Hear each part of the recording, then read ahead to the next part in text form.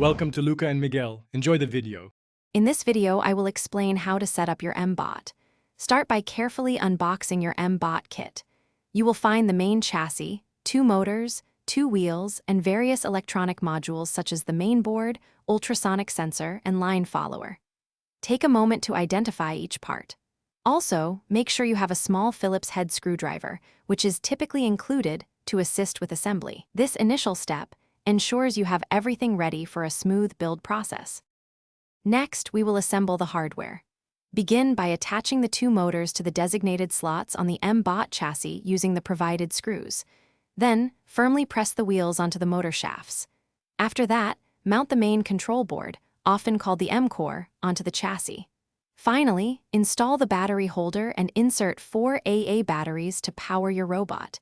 This completes the physical construction. Now, let's connect the sensors and power up.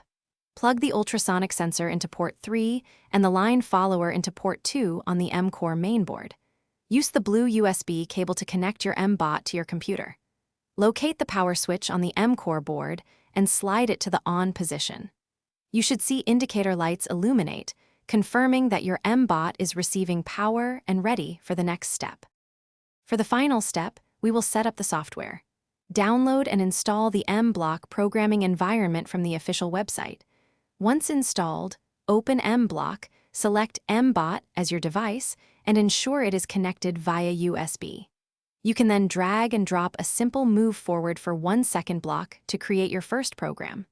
Upload this code to your Mbot and watch it take its very first steps. Thanks for watching and please subscribe. It's the best investment you'll ever make.